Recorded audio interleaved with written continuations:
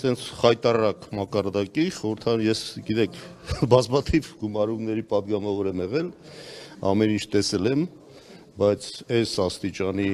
այլանդակություն ուրիշ բառ ես չեմ կարող ընտրել, որովհետև խորհրդարանական ընդհանրապես մշակույթի հետ այս ամեն ինչը որևէ կապ չունի։ Ոչ միայն կապ չունի, իշխանությունները անգամ չեն էլ հասկանում, որ սա բացի նրանից, որ մենք մեր մեջ ենք այս խոսակցությունը ունենում, դուրսներ են լսում։ Եվ երևի ամենախայտառակ բնորոշումներն են տալու հաստատ այս խորհրդարանին եւ մանավանդ այս իշխանություններին։ Իշխանությունները չեն հասկանում իրենց պատասխանատվությունը։ Իրենք պետք է ամեն ինչ անեն սանձելու, բայց հիմա իրանք երևի ստացել են հրահանգ, ընտրությունները մոտենում են, ես այդպես եմ տեսնում, որտեղ այս խանդավառ կերպով հայհոյախոսությունները, որ մեկը մյուսին հերթ չտալով խոսում է, այդ նշանակում է ինչ-որ երևի մրցանակ է սահմանվել ցանկում տեղ գրավելու համար, ով ավելի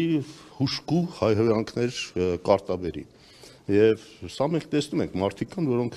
այս ընթացքում չէին էլ, այսպես ասած, դրսևորվել։ Հիմա ես ավել ինչ-որ գնահատական տալու խնդիր այս առումով չկա, որովհետև այնքան պերճախոս է, ինչ-որ իրականում տեղի ունենում, մարդկանց աչքի առաջ է դա կատարվում, եւ սրանից ակնհայտ որևէ բան ասելը ուղղակի անհնար է, որովհետեւ մեկնաբանելն էլ չի տա այն էֆեկտը, ինչ որ ասում եմ մարդ մի անգամ ավելի լավ է տեսնի, քան 100 անգամ լսի։ Հիմա մեր ժողովուրդը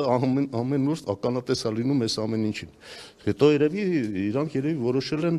օրինակ վերցրել, տենց քաղաքական դաշտում էլ ակտիվ մարդիկ կան, չէ, որ հայհոյախոսությամբ են իրենց դրսևորում, երևի մտածում են, որ սա էլեկտորատ է իրենց ապահովում եւ փորձում են այդ էլեկտորատից ուզում են, այսպես ասած, օգտվել։ Լևոն Քոչարյանը իրան շատ կոռեկտ է պահել, շատ կոռեկտ։ Այն ինչ որ իր դեմ ասել են, որևէ անձ ես անգամ զարմանում եմ, որ ինքը կարողացել է այդքան էլ համբերել։ Այն ինչ որ իր դեմ ասում են եւ իր հասցեին են ասում, ամեն մարդ չի կարող բանը տանել։ Իսկ պետք է ազգային ժողովում հայհոյել մարդու ամբողջ տոհմը